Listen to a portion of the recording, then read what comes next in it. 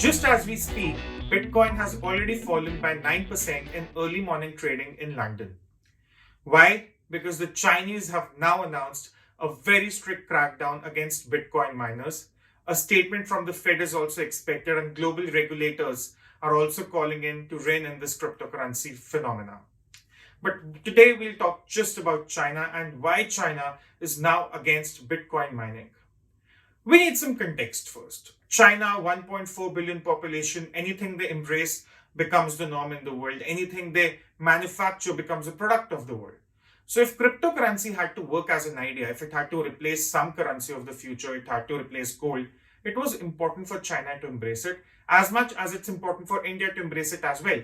But speaking of China, now Chinese are coming against the Bitcoin miners. And China is not a small player. China is, as in many other sectors, the biggest player in Bitcoin mining. To give you a perspective, in 2020, two-thirds of the Bitcoins that were mined in China. In April 2020, if I pick up 1 month randomly from last year, Chinese Bitcoin mining was approximately in the neighborhood of 65% as a share of the total mining across the world. 65% of the Bitcoins that month were mined in China. The next best was the United States with a little over 7%, Russia almost 7%. Venezuela, which has seen so much mining of Bitcoin that it has resulted in power cuts across the country, and then the authorities had to crack down on it, had just mined 0.42% of the Bitcoins. So the scale of Bitcoin mining in China is huge, just tremendously huge. And now the crackdown is coming. But why is it coming? There are two reasons for it. The first is the environmental reason alone. We've spoken about the cost, the environmental cost of Bitcoin mining. I wrote an analysis on that. I'll put the link in the description. But let's talk about the environmental cost of it.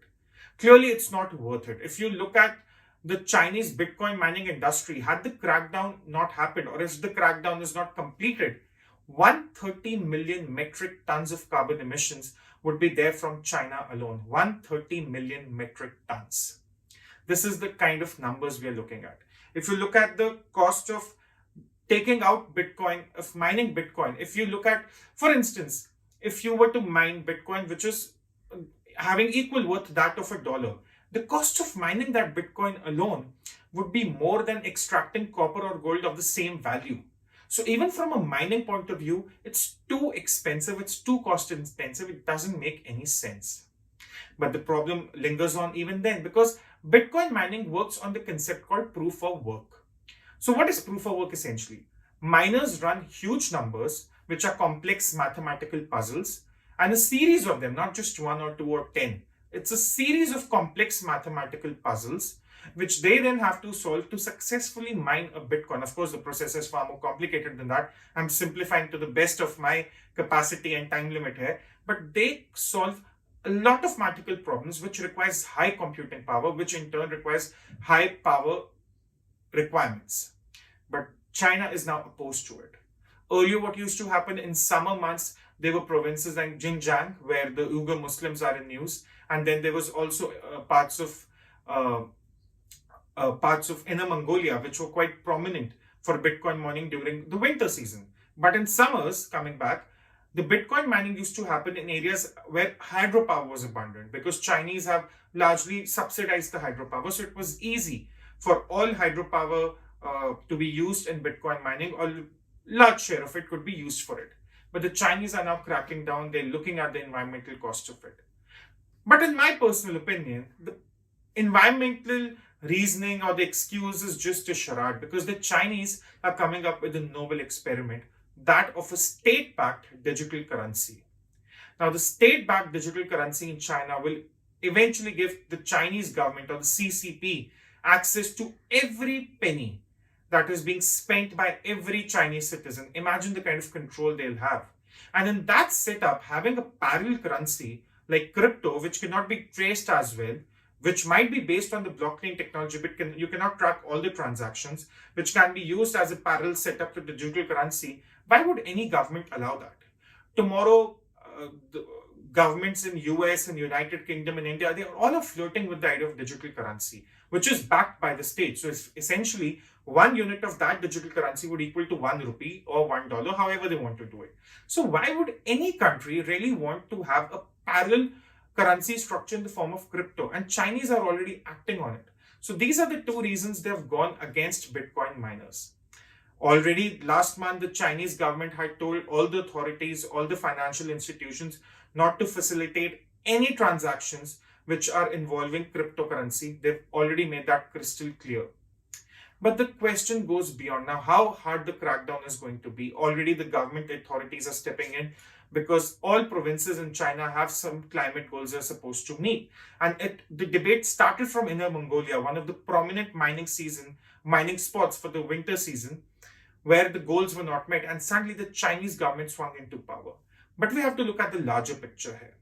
If tomorrow China actually ends up banning Bitcoin mining and cryptocurrency together, there would be little case for US to let it be there.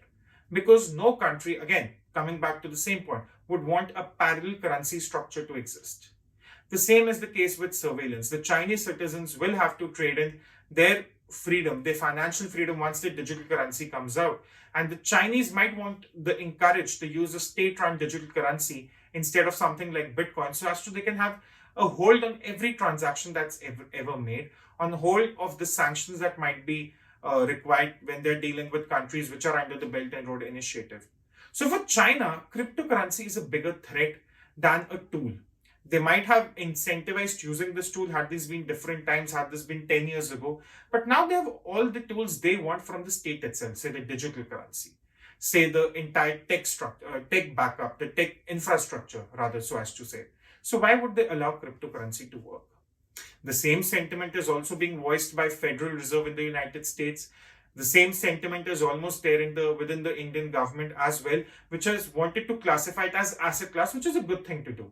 Do not call it a currency. If you want to call it an asset, something people want to gamble on, that's fine. But people need to stop looking at cryptocurrency as an alternate to the normal currency that functions.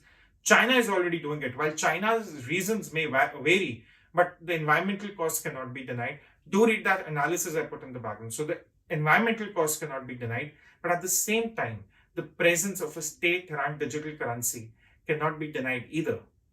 So this crackdown is only going to worsen from here. But the question is, how low can cryptocurrency go, or Bitcoin can go rather, from here? Some experts say Bitcoin might touch as low as 20,000. It's already in the neighborhood of 32,000, mind you, from a peak of 60,000. It's already in the neighborhood of 32,000. Some say it might go to 20,000 as well, which would mean phenomenal losses for the investors. But some, on the other hand, who are still bullish about Bitcoin and cryptocurrency as a phenomena, say Bitcoin could touch $500,000 as well. Now, this warrants very careful investing. This warrants very serious gambling interests, because Bitcoin is volatile right now. The Chinese crackdown is coming. The Fed is taking action. Probably they're also considering to regulate every transaction which is more than $10,000. So in the midst of all this, the future of Bitcoin looks very, very doubtful.